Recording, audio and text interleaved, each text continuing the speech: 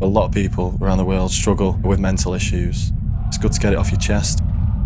You've got to stay strong. Don't lose hope and speak to someone.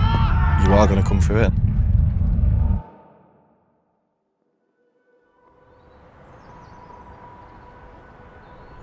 To play football every day is a dream,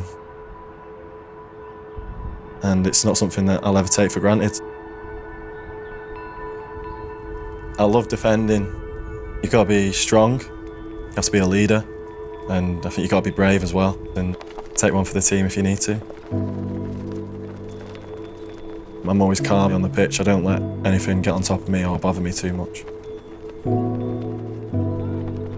I started really well the first few months, but in one of the cup games I got studded, really bad tackle.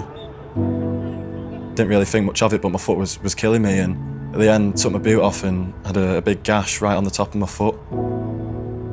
I had 8 stitches on that. The next morning was in agony, couldn't put any weight on it, couldn't walk. Things weren't going great at the time at the club, and I didn't want to sort of be seen throwing the towel in because I got a little injury. So I had an injection, I played, I was on painkillers as well, and I just didn't feel myself when I was playing, but I still wanted to be out there. Looking back now, I think it was the wrong decision. Ended up in hospital, so that was pretty scary, really. That made me realise that I have to take my time with this.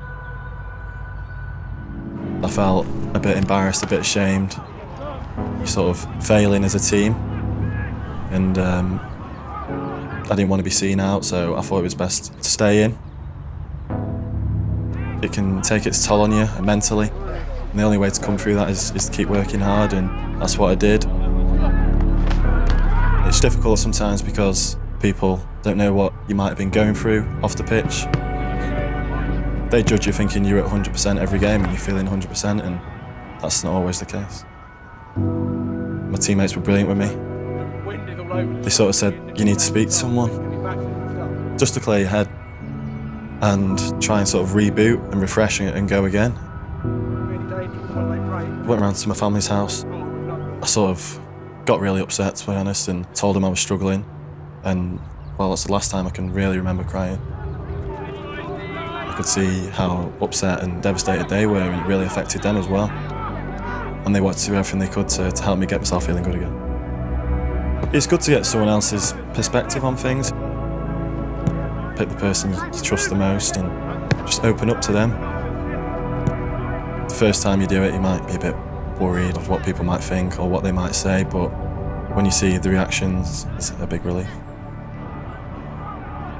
If I ever get low or have them troubles again, then I would probably speak about it a lot sooner than what I did the first time.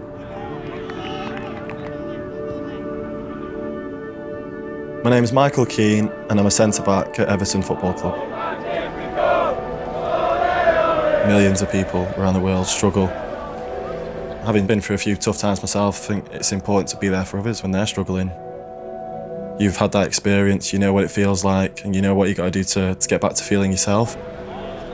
And to come through it is a great feeling, and it makes you feel stronger. I've always been lucky. I've got a really good family around me, a really good group of friends, so whenever I've had them moments, I've had them picking me up straight away, and they just sort of take your mind off things. We play FIFA online, get my headset on, and we have a little chat on there while we're playing. You don't really always have to speak about the situation, but I think sometimes just doing something to take your mind off things is a big help. For me, it's obviously football, but also golf. Golf clears my head, gives me something different to think about, and I can play with my mates, so I love golf, yeah. That's alright, top of the hill actually. The main reason why I love it so much is because it takes 3-4 hours to play around, and during them 3-4 hours I literally don't think of anything else apart from my next shot. Getting some fresh air and just having a laugh as well.